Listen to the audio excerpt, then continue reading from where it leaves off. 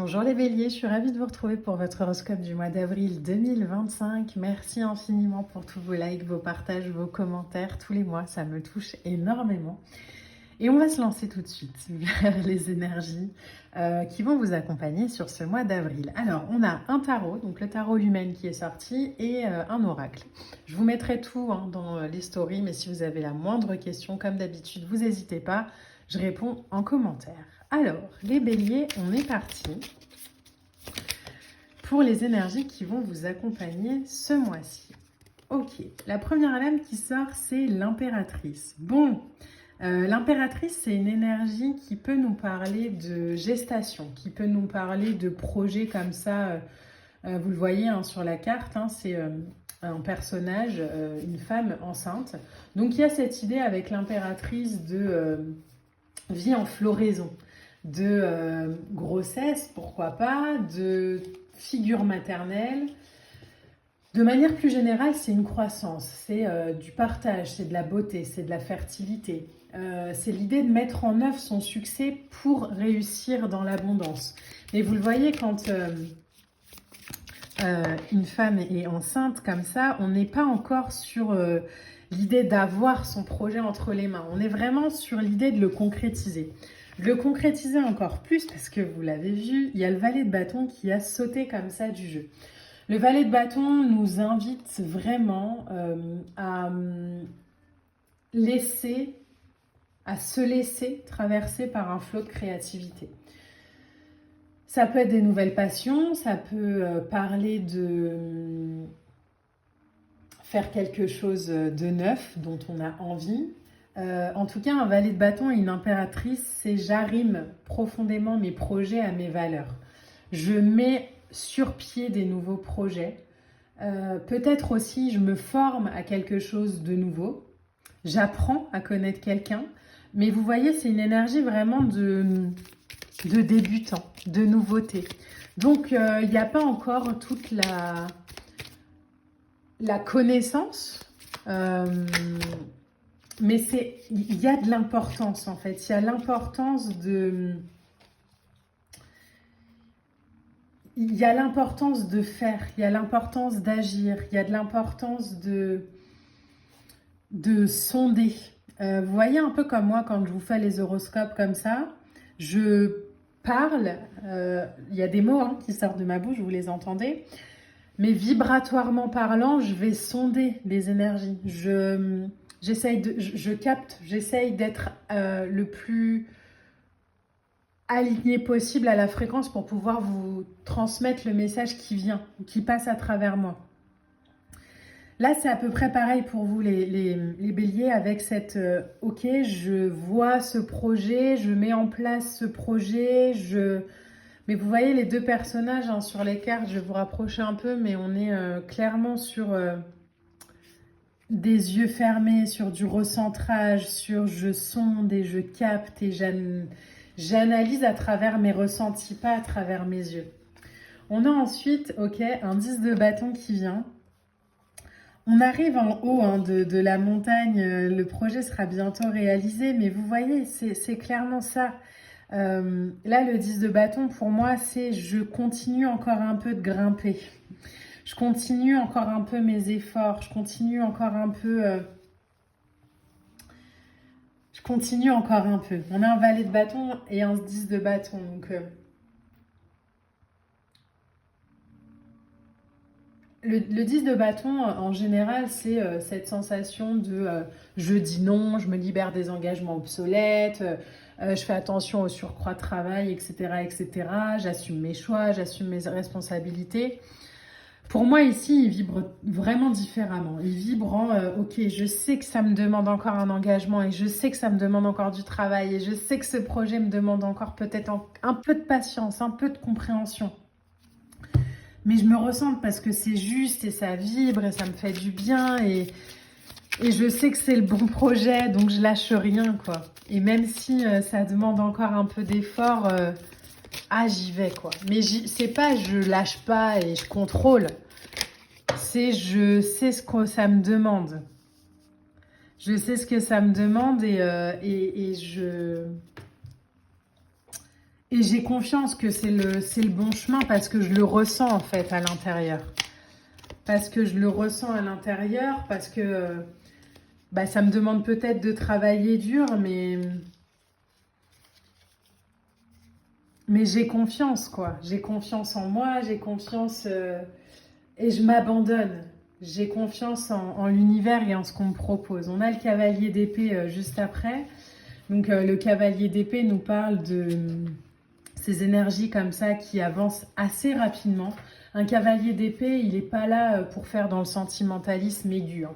Lui, il est convaincu d'avoir une cause et il y va. Donc il atteint ses objectifs, il frappe un grand coup, mais il frappe un grand coup après avoir, vous voyez, après avoir travaillé dur, quoi.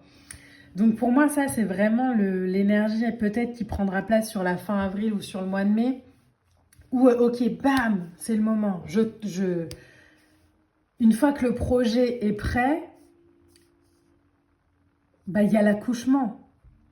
Mais, et là, c'est l'accouchement, le cavalier d'épée. Donc on reste focalisé, en fait. On agit pour.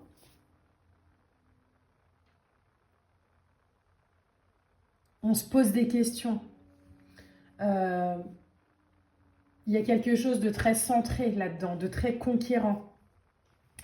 Le cavalier d'épée, c'est une énergie, c'est un éclat d'énergie qui propulse vers l'avant.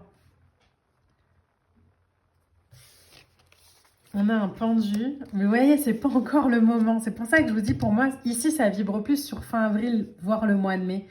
En attendant, il y a besoin de cette gestation, il y a besoin de cette infusion avec le pendu, où je laisse infuser les énergies, où j'ai confiance, où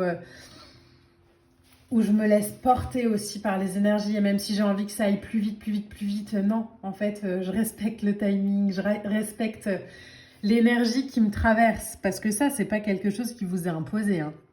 C'est quelque chose que vous sentez, c'est pas encore le bon moment, il y a encore quelque chose à mettre en place, il y a encore quelque chose à aller débloquer ou à comprendre, donc on se laisse porter. Le pendu, c'est le sacrifice de l'ego. C'est, bah, moi, j'aurais bien aimé que ça aille plus vite. Oui, mais ça va pas plus vite. Alors j'accepte et je comprends. J'accepte les blocages. J'accepte qu'il y a encore une épreuve qui est nécessaire. J'accepte. J'accepte aussi peut-être de faire une petite pause. C'est comme si vous avez votre téléphone là qui se met à jour. Vous voyez, comme s'il télécharge une mise à jour. Ben, vous aurez beau lui crier dessus ou le jeter par terre, ça... En fait, ça changera pas le fait qu'il se met à jour, hein. Donc, il faut juste respirer le temps de la mise à jour. Peut-être, pourquoi pas, réfléchir à l'après ou à une nouvelle stratégie à avoir ensuite ou juste réfléchir à rien et se reposer. Ou alors réfléchir au fait de, ok, comment est-ce que je peux aller chercher du plaisir dans cette mise à jour? Là où ça me challenge sur j'aimerais que ça aille plus vite, ben moi je vais aller m'entourer de bonnes ondes. Je vais aller passer plus de temps par exemple avec mes amis parce que j'avais pas eu le temps encore.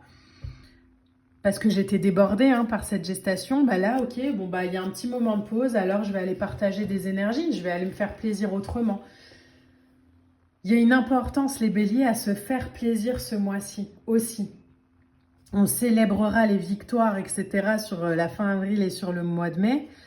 Mais en attendant, on ne se prend pas la tête avec ce qui prend plus de temps que ce qu'on avait imaginé.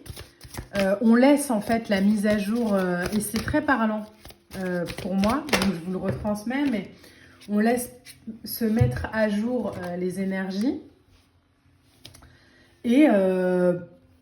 en attendant que ça se mette à jour, en attendant que le téléphone ou que l'iPad ou ce que vous voulez là se mette à jour, ben je vais aller boire un verre avec des potes, je vais aller voir des gens que j'ai pas vus depuis longtemps, je vais faire un voyage, je vais partir en week-end et quand je reviendrai, ben, la mise à jour sera finie et il sera le temps de profiter.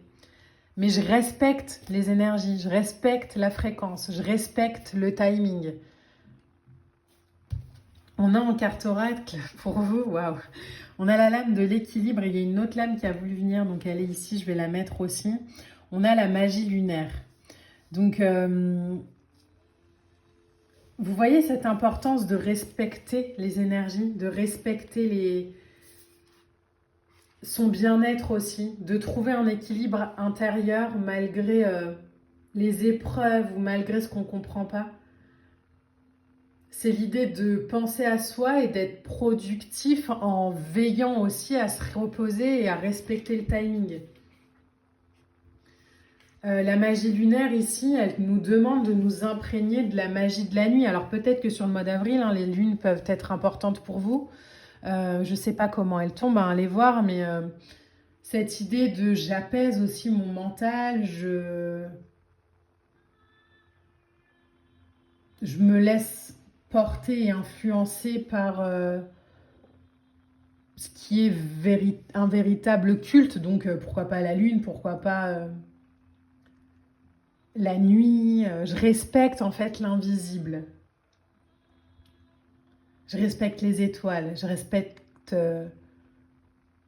le règne cosmique. Je suis dans le respect de ça.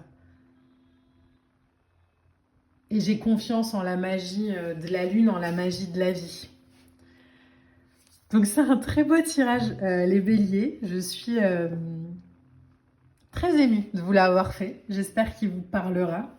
On se retrouvera très vite pour de prochaines énergies, pour de prochaines vidéos. Et je vous montre quand même le dos de deck. Hein. On a le bonheur simple. Donc cette idée aussi de revenir à l'essentiel malgré les challenges de la vie me paraît importante pour vous. Je vous embrasse, je vous dis à bientôt, on se retrouve en commentaire. On like, on partage et on commente. Ça me fait extrêmement plaisir de pouvoir vous retrouver chaque mois. À très bientôt les béliers, bye.